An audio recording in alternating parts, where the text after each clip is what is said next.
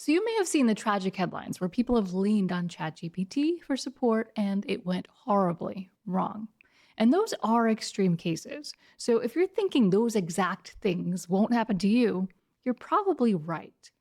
But that doesn't mean ChatGPT or any AI tool is safe to use as a friend, therapist, or coach. It most assuredly is not. And by the end of this video, you'll know not only why it's dangerous, but also what steps you can take to make it safer. And there's a bonus at the end for those of you who might be curious about what patterns ChatGPT may have already picked up about you specifically. And if you're new here, my name is Christina, and I talk about how to rebuild life after toxic relationships in a way that actually works. So one of the biggest dangers of using AI as a coach or therapist is that it can keep you stuck.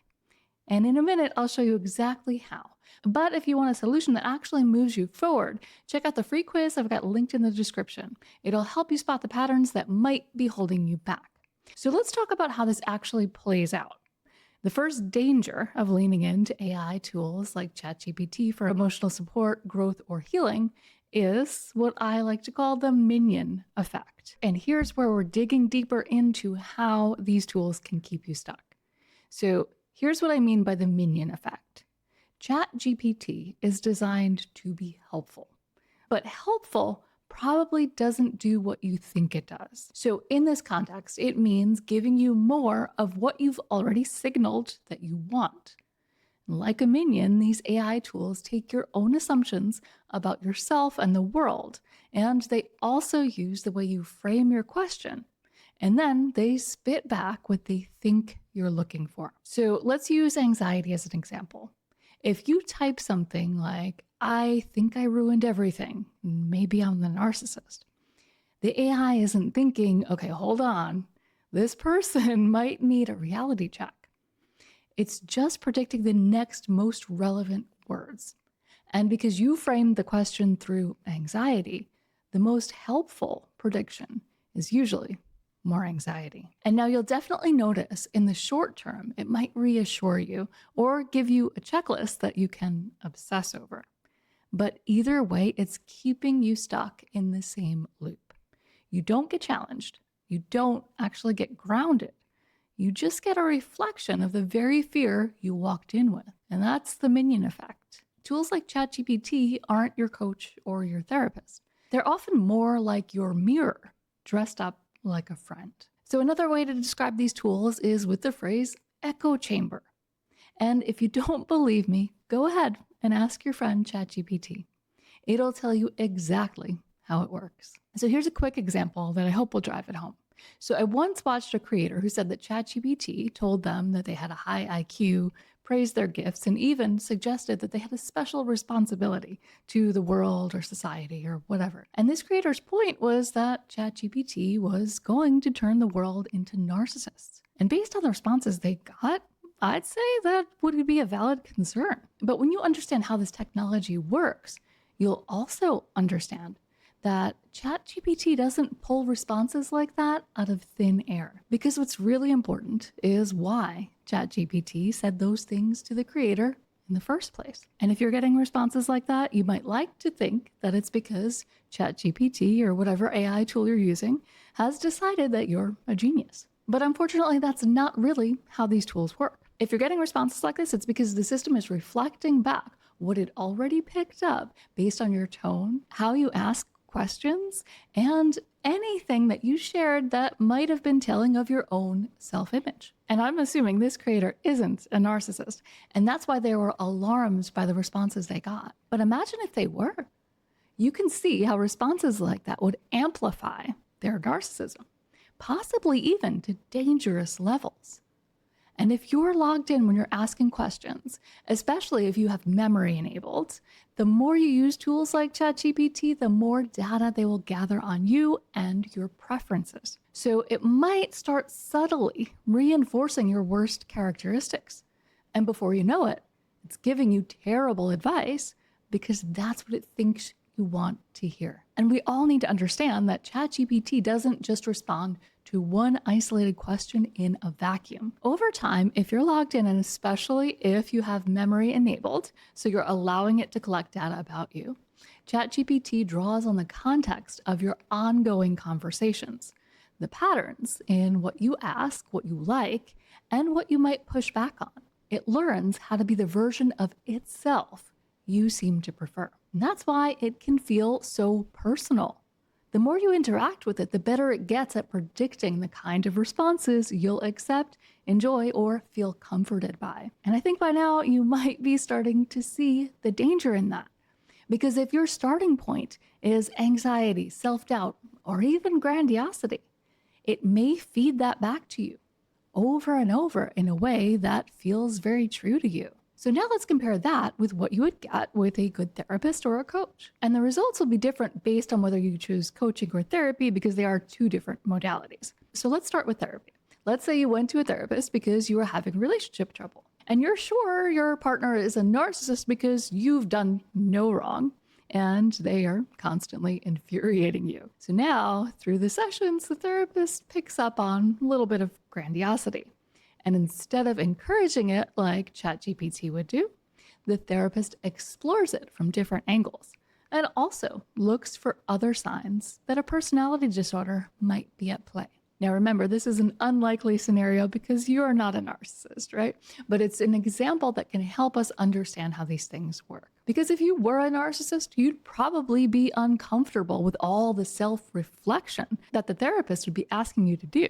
And then you'd quit therapy and open up ChatGPT so it can tell you how amazing and special you are. So now let's look at this from the coaching angle, going back to the drawing board. So you go to a coach and they also notice the lack of accountability in all your stories, but they decide to start with the problem you came in for. So maybe you'll work on boundaries or dealing with problematic personalities. And if the client is truly a narcissist, they won't be happy with the level of accountability they'll need to accomplish their goals.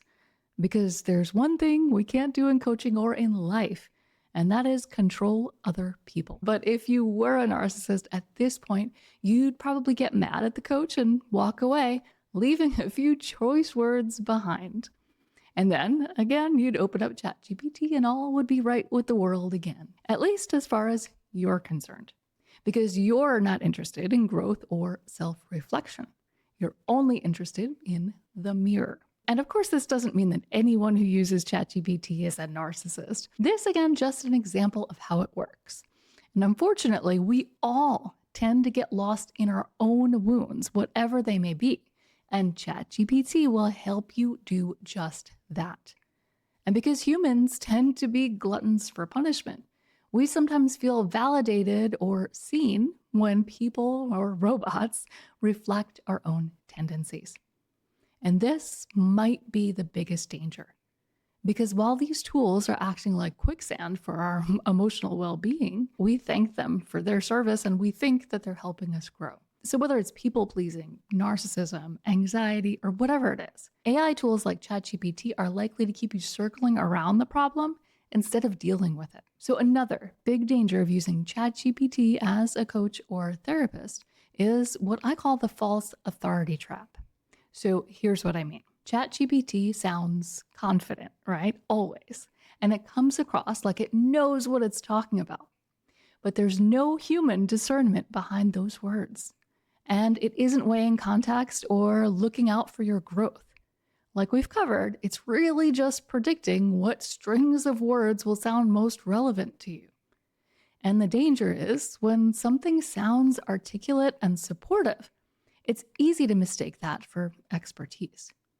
But you're not getting the pushback, the accountability, or the reality testing that a good therapist or coach would bring. So instead of clarity, you get amplification. And instead of healing, you stay stuck in the same questions. So now here's an entirely different danger that I know is top of mind for some of you, but nonetheless, it's important that we don't lose sight of it. So the danger is not that the bot is wrong, but that you'll start treating it like someone who actually cares. So ChatGPT is always available. It's never tired, it's never busy. And that makes it kind of seductive. It can mimic the tone of empathy and availability without any of the messy human stuff, without any accountability, follow through, or any real presence. And that always there loop becomes a habit forming pattern. You reach for the bot to soothe, rehearse, or maybe vent. And because it gives you an immediate response, your brain starts preferring the quick hit. And over time, that can replace actual support. So you might stop sharing things as much with your friends, therapists, and people in your community, because sharing in that way takes effort, boundaries, and vulnerability. And these are all things you can sidestep by talking to a bot. Essentially, AI doesn't require you to show up in any way. So if this is hitting home, watch out for these signs. And the first one is you choose the bot over people when you're upset. Maybe you hide those chats or you find yourself withdrawing after a helpful session. We know that there are real clinical reports of people developing delusional attachments or worsening paranoia after over-relying on chatbots. And that's extreme. But the everyday version looks like you're isolating yourself slowly and shrinking your emotional safety nets because you're only relying on ChatGPT or these AI tools. I want to be clear, I am not saying that you should never touch ChatGPT. It can be an amazing tool for brainstorming, maybe getting journaling prompts, or even just helping you put words to a messy situation. I use it quite often myself. The key is learning how to use it without letting the minion effect trap you in loops. So here are 3 simple ways to do that. The first one is know its limitations. If you're looking for a yes man, ChatGPT is your guy. On the other hand, if you're really looking to grow, self-reflect, and get unbiased advice or feedback, ChatGPT or any other AI tools aren't really the best approach. So I'm not saying don't ever use them, because we know still it's free and it's always available. So there are going to be times when you really just feel like you have no other choice. And that's why in the next 2 tips, I want to share how you can get the most out of it if you're trying to use it for some sort of emotional support or guidance.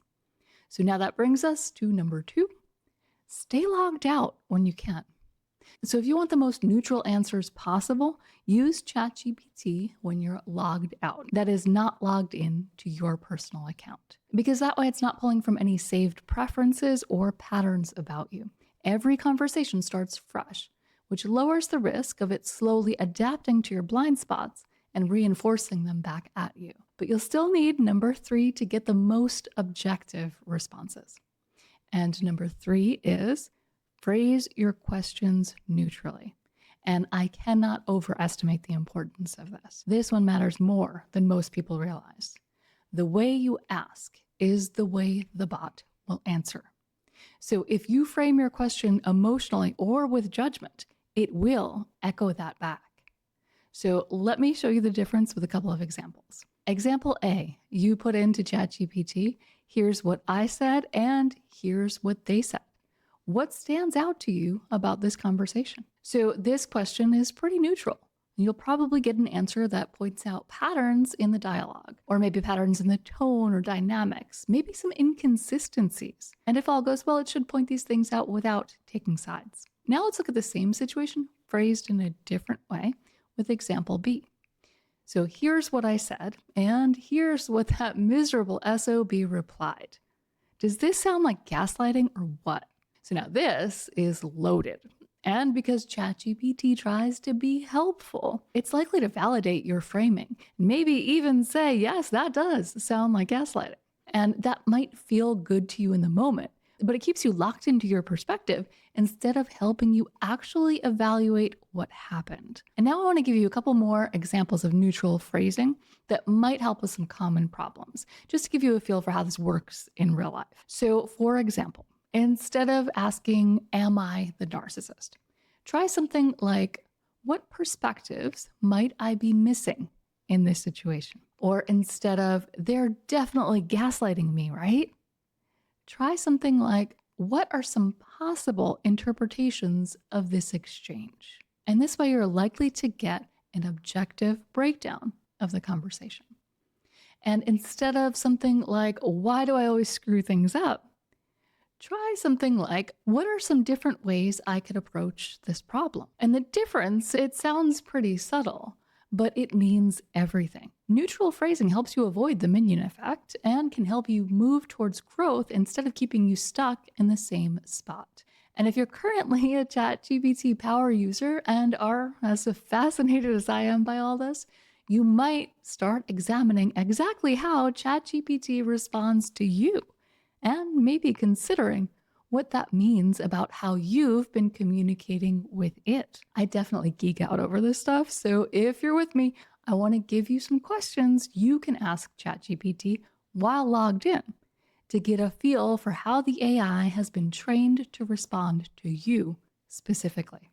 And that can be eye-opening because what it reflects back may or may not be the truth, but it will reveal the patterns you're carrying into the conversations. So the first thing you can ask ChatGPT is, what patterns do you notice in the way I phrase things or themes I tend to return to? So the reason we're asking this question is because this brings your default loops to the surface. So maybe you lean towards self-blame, anxiety, or people-pleasing language. And what you'll get is an overview of recurring phrasing or emotional patterns you might not be aware of. The second thing you can ask is, what assumptions do I seem to make in my questions? And the reason we might ask this is because this will dig into your blind spots. Do you often assume that you're at fault, that other people are against you, or maybe you assume that you're powerless? And again, it's neutral phrasing. So you're not asking ChatGPT, does it seem like I have this specific problem? You're leaving it more open-ended and giving the AI the opportunity to report back what it has picked up from what you put out there. And the third question you can ask, and this one is my favorite, is, based on my writing, what strengths do I show? And what blind spots or weaknesses might I be missing? And this question can flip the mirror onto something constructive. So you get to see both the positive traits you might be projecting and the gaps you may not notice. And so what you'll get back is a mix of validation and gentle challenge. And the challenge part is usually what ChatGPT is missing. And this last question was really eye-opening for me, and it was pretty spot on what it came back with. And we absolutely have to take these responses with a grain of salt. We need to understand that this is not some in-depth personality analysis. All we're doing here is peeling back the curtain on how ChatGPT has been trained to respond to us. So what we're getting out of this are things that it might consider before giving us a response. And unless you ask questions like this, you don't always find out what's going on behind the scenes. So again, if it says something you don't like or something you don't even think is true, it may not be true about you. It's literally just patterns this bot has picked up based on the way you ask questions and the way you respond to it. So here's the bottom line. ChatGPT can be a great tool for brainstorming or organizing your thoughts, but it can't replace real connection. Personal growth does not happen in an echo chamber.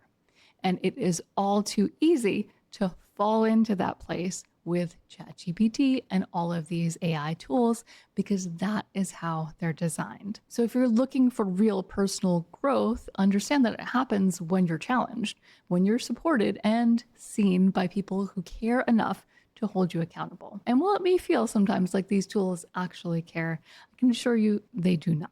So lean on your friends, your coach, your therapist, the humans in your life who can offer the honesty and presence that AI never will. And that's where real healing happens. So by now it might be clear that many of us have been relying a little too much on ChatGPT and other AI tools to support our healing. And that's just one modern trap that we have inadvertently fallen into.